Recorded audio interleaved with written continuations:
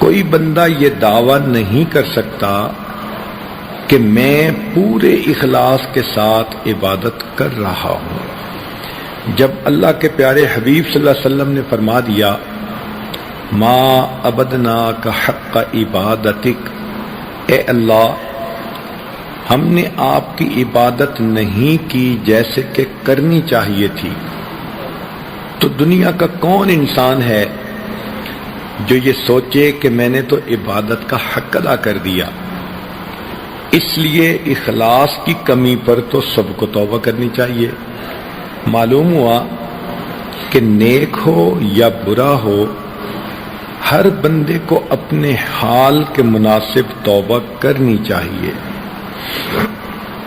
یہاں ایک سوال پیدا ہوتا ہے کہ بعض گناہ ایسے ہوتے ہیں کہ کوشش کے باوجود نہیں چھوٹتے۔ جو نوجوان انوالو ہوتے ہیں کہیں، وہ سوچتے ہیں جی کہ ہم تو اس کو چھوڑ ہی نہیں سکتے۔ تو بھائی ہمارے لیے چھوڑنا مشکل ہے، اللہ تعالیٰ کے لیے تو چھڑوا دینا آسان ہے۔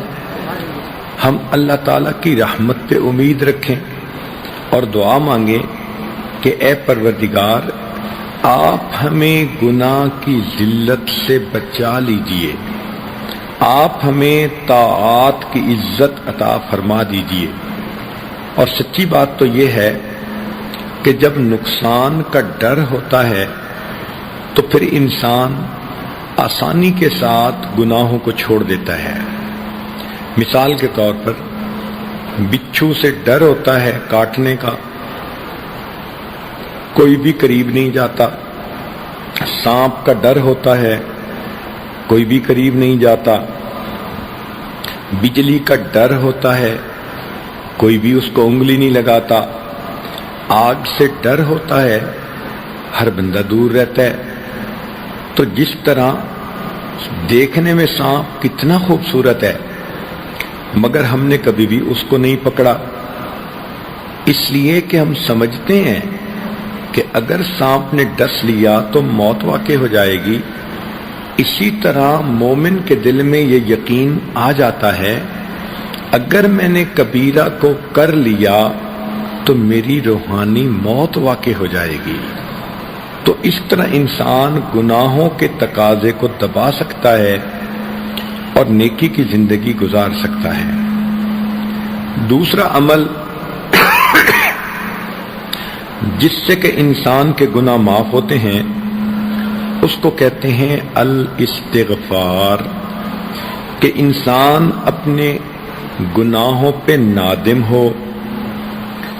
جتنا استغفار کرے گا اتنا گناہ زیادہ بخشے جائیں گے۔ یہ استغفار اللہ رب العزت کو بڑا محبوب اور اس کی وجہ سے انسان کو بڑی نعمتیں ملتی ہیں۔ چنانچہ سیدنا حسن رضی اللہ تعالیٰ عنہ کے پاس ایک نوجوان آیا، کہنے لگا حضرت میں بڑا گناہگار ہوں، کوئی عمل بتا دیجئے۔ فرمایا استغفار کرو۔ ایک نوجوان آیا، حضرت عرصے سے بارش نہیں ہوئی، کوئی عمل بتا دیجئے۔ فرمایا استغفار کرو۔ ایک تیسرا نوجوان آیا، حضرت میں بڑا غریب ہوں، رزق کی تنگی ہے، کوئی عمل بتا دیجئے۔ فرمایا استغفار کرو۔ ایک نوجوان آیا، میں بے اولاد ہوں، دعا کیجئے کہ مجھے اولاد نرینہ مل جائے۔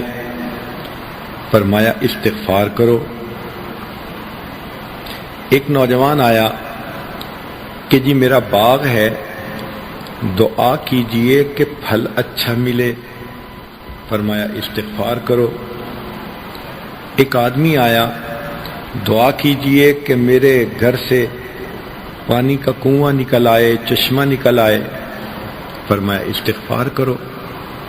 سننے والا حیران کہ ہر بندے نے مختلف تقاضا سامنے رکھا، مگر حضرت نے عمل ایک ہی بتایا۔ تو پوچھا اس نے کہ حضرت یہ کیا کہ ہر کام کے جواب میں آپ نے استغفار ہی بتایا؟ تو حسن رضی اللہ عنہ نے فرمایا کہ دیکھو یہ میں نے خود نہیں کہا بلکہ اللہ رب العزت نے قرآن مجید میں ارشاد فرمایا فَقُلْتُ اسْتَغْفِرُوا رَبَّكُمْ إِنَّهُ كَانَ غَفَّارًا يُرْسِلِ السَّمَاءَ عَلَيْكُمْ مِدْرَارًا۔ تو دیکھیے گناہ بھی معاف ہوتے ہیں، استغفار سے بارشیں بھی نازل ہوتی ہیں، وَيُمْدِدْكُمْ بِأَمْوَالٍ، اللہ مال کے ذریعے مدد کرتے ہیں تو غربت بھی ختم ہوتی ہے، وَبَنِينَ، اور اللہ تعالیٰ بیٹے بھی عطا کرتے ہیں تو بے اولاد لوگوں کو اللہ تعالیٰ استغفار کرنے کی وجہ سے اولاد نرینہ بھی عطا فرماتے ہیں، وَيَجْعَلْ لَكُمْ جَنَّاتٍ، اور اللہ تعالیٰ پھل بھی عطا فرما دیتے ہیں، کاروبار میں برکت اور پروفٹ دے دیتے ہیں، وَيَجْعَلْ لَكُمْ أَنْهَارًا، اور اللہ تعالیٰ چشمے اور نہریں بھی جاری فرما دیتے ہیں۔ تو دیکھیے استغفار ایک عمل ہے، اس کی وجہ سے کتنی نعمتیں مل جاتی ہیں۔ تو اگر عورتیں استغفار کی کثرت کر لیں تو ان کو تعویذوں کی ضرورت ہی نہیں پڑے گی، عملیات والے کے پاس جانے کی ضرورت ہی نہیں پڑے گی، یہ کہنے کی ضرورت ہی نہیں پڑے گی کسی نے کاروبار باندھ دیا، کسی نے بیٹی کا رشتہ باندھ دیا، بلکہ استغفار کے صدقے اللہ یہ سب نعمتیں عطا فرما دیں گے۔ استغفار ہر بندے کے لیے کرنا ضروری، نیکی کرے تو بھی استغفار کرے۔ ذرا غور کیجئے کہ نبی علیہ الصلوۃ والسلام جب وضو فرماتے تھے تو وضو کے بعد استغفار فرماتے تھے، حالانکہ وضو عبادت ہے اور حکم شریعت ہے کہ جو عضو وضو کا دھوتے ہیں اس کے گناہ جھڑ جاتے ہیں، تو گناہ جھڑنے والا عمل ہے، مگر اس کے بعد پھر استغفار کہ وضو کے بعد نبی علیہ السلام پڑھتے تھے اشہد ان لا الہ الا انت استغفرک واتوب الیک۔ نماز کتنی عظیم عبادت ہے کہ جو آدمی پابندی سے نماز پڑھتا ہے اللہ تعالیٰ اس کے گناہ اس طرح مٹاتے ہیں جس طرح 5 مرتبہ غسل کرنے والے کے جسم سے میل مٹا دی جاتی ہے۔ لیکن نماز کے بعد بھی نبی علیہ السلام استغفار فرماتے تھے۔ حدیث پاک میں ہے کہ نبی علیہ السلام جب سلام پھیرتے تو فرماتے اللہ اکبر استغفر اللہ استغفر اللہ استغفر اللہ۔ اس کا معنی کیا ہوا کہ بندے نے تو عبادت کی پھر استغفار، تو علماء نے کہا کہ اس کا معنی یہ ہے کہ اے اللہ میں نے اپنی طرف سے تو عبادت کی مگر یہ اس معیار کی نہیں ہوئی جو آپ کی شان کے مطابق ہو، لہذا یہ عبادت اب جیسی بھی ہے اس کو رد نہ کیجیے، اللہ پلیز قبول کر لیجیے، پلیز قبول کر لیجیے، پلیز۔ تو 3 مرتبہ استغفار کا مطلب ہے کہ ہم اللہ رب العزت کے سامنے عاجزی کر رہے ہوتے ہیں کہ جیسی بھی عبادت ہے اس کو قبول فرما لیجیے۔ تہجد کے بعد استغفار، کانوا قلیلا من اللیل ما یہجعون وبالاسحار ہم یستغفرون۔ تہجد کے وقت بھی اللہ والے استغفار کرتے ہیں۔ حج کتنی بڑی عبادت ہے کہ انسان اس طرح گناہوں سے پاک ہو جاتا ہے جیسے اس دن پاک تھا جب اس کی ماں نے اس کو جنا تھا، لیکن قرآن مجید میں فرمایا ثم افیدوا من حیث افاض الناس واستغفروا اللہ، کہ تم حج کے بعد بھی استغفار کرو۔ نبی علیہ الصلوۃ والسلام کی مبارک زندگی اتنی خوبصورت عبادت والی زندگی، پھولوں سے زیادہ پاکیزہ زندگی، مگر اللہ تعالیٰ اپنے حبیب صلی اللہ علیہ وسلم کو فرماتے ہیں فسبح بحمد ربک واستغفرہ، آپ بھی اللہ کی حمد کیجئے اور استغفار کیجئے۔ وہ پاکیزہ زندگی جس کے اوپر پاکیزگی کو ناز ہے، اللہ تعالیٰ ان کو بھی فرماتے ہیں کہ استغفار کیجئے۔ تو ہمیں چاہیے کہ ہم میں سے ہر بندے کو کثرت سے استغفار کرنا چاہیے۔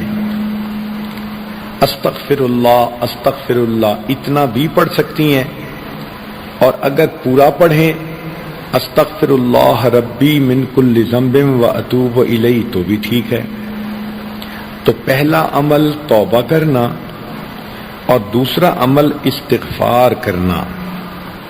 تیسرا عمل الحسنات الماحیہ، کہ انسان جو نیک اعمال کرتا ہے ان کی وجہ سے اس کے گناہ معاف ہو جاتے ہیں، نماز سے گناہ دھل جاتے ہیں،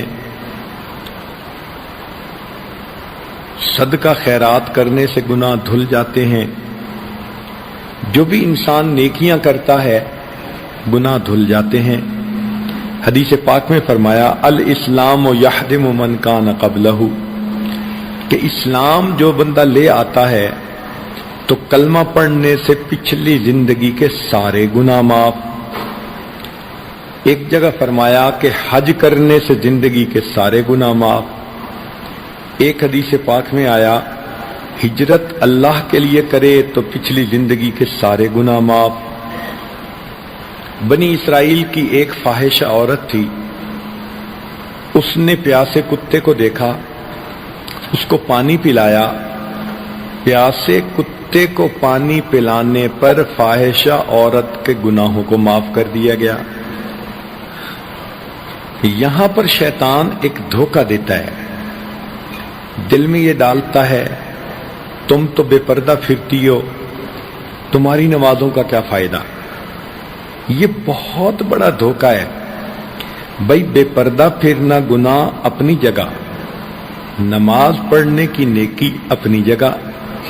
کیا پتہ نماز کی پابندی سے اللہ پردے کی بھی توفیق عطا فرما دے۔ مگر شیطان کہتا ہے تم مدرسے میں پڑھتی ہو اور تمہارے ذہنی خیالات اچھے نہیں، پڑھنے کا کیا فائدہ۔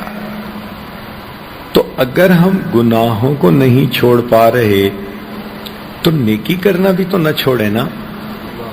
نیک اعمال نہیں چھوڑنے چاہیے۔ کپڑا زیادہ میلا ہو تو صابن زیادہ لگانے کی ضرورت ہوتی ہے۔ یہ تو نہیں نا کہ جی صابن تھوڑا ہے دھونے کا کیا فائدہ۔ بھئی جتنا صابن ہے اتنی میل تو ختم ہوگی، پھر اور صابن کا بندوبست ہو جائے گا۔ تو انسان نیکی نہ چھوڑے، گناہ چھوڑے۔